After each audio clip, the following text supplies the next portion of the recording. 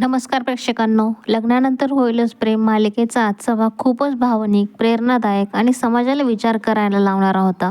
आजचा भाग नंदिनीचा आत्मविश्वास, जीवाचं बदलतं विचार विश्व, काव्याच्या मनातला संघर्ष आणि रम्याचे डावपेच हे सगळं खूप छान दाखवलं गेलं. आजच्या भागाची सुरुवात होते नंदिनीच्या रिपोर्ट्सपासून.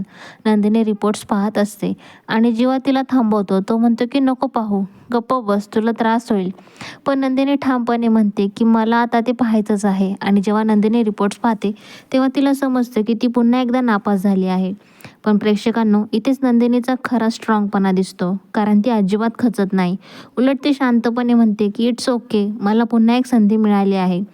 जेव्हा तिला विचारतो की तुला वाईट वाटत नाही का, पण नंदिनी म्हणते मी का हार मानू, मी पुन्हा प्रयत्न करेन, मी पुन्हा नव्याने उभी राहीन. कितीही अपयश आले तरी मी हार मानणार नाही. हा सीन खूपच इमोशनल आणि मोटिवेशनल होता. नंदिनीचा आत्मविश्वास खरंच कौतुकास्पद वाटतो. यानंतर नंदिनी जीवाला आठवण करून देते की काल तिने त्याला बाळाबद्दल प्रश्न विचारला होता, पण त्याने उत्तरच दिलं नाही. आणि इकडे जीवा आतून अस्वस्थ असतो, कारण तो सतत विचार करत असतो की नंदिनीला आई होण्याची इच्छा आहे आणि त्या इच्छेसाठी काहीतरी मार्ग शोधायलाच हवा.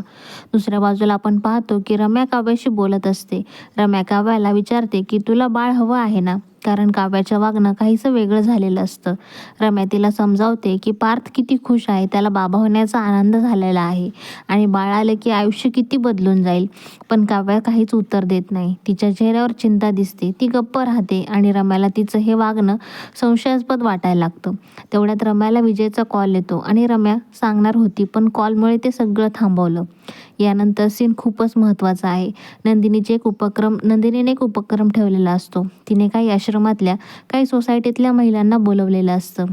या सगळ्या महिलांपुढे नंदिनी दत्तक मुलांच्या विषयावर बोलते. नंदिनी सांगते की जर कोणाला मूल नसेल तर कोवळ्या कळ्या या नावाच्या फाउंडेशनमधून दत्तक मूल घेता येऊ शकतं. पण प्रेक्षकांनो, इथे खरी चर्चा सुरू होते, कारण अनेक महिलांचे विचार फार जुन्या मानसिकतेचे असतात.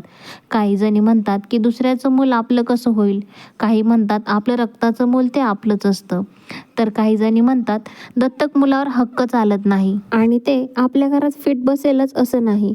वसू तर पूर्णपणे विरोध करते. ती म्हणते मला ही संकल्पना पटतच नाही. रक्ताचं मूल ते रक्ताचंच असतं आणि आपलंच असतं. पण मालिनी मात्र नंदिनीच्या बाजूने बोलते. ती म्हणते की प्रत्येक स्त्रीला आई होण्याचा अधिकार आहे. मूल दत्तक घेणं हा एक चांगला पर्याय असू शकतो. हा सीन खरंच समाजातला वास्तव दाखवणारा होता. आजही आपल्या समाजात दत्तक घेण्याकडे लोक वेगळ्या नजरेने पाहतात आणि त्यामुळे कितीतरी जोडप्यांचं स्वप्न अधुरच राहतं. इकडे दुसऱ्या बाजूला जीवा स्वतःच्या मनात सतत विचार करत असतो आणि शेवटी त्याला उत्तर मिळतं की दत्तक मूल घेणं हा एक पर्याय आहे. जीवाला आता नंदिनीचं प्रश्नाचं उत्तर सापडलेलं असतं आणि तो मनात ठरवतो की याबद्दल नंदिनीशी बोलायचं.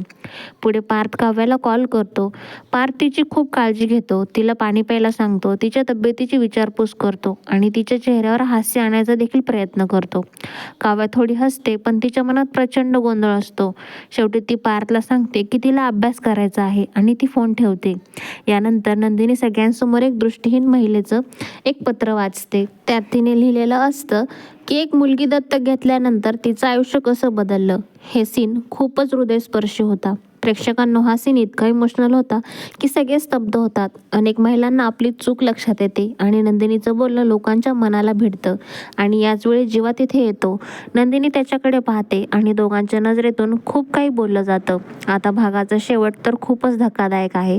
काव्या अचानक पार्थसमोर रडते आणि म्हणते की मला आई नाही व्हायचं आत्ताच, पण आता मला असं वाटतंय की आपण घेतलेला निर्णय चुकीचा आहे. मला आता आई व्हायचंच नाहीये. हे ऐकून पार्थला मोठा धक्का बसतो.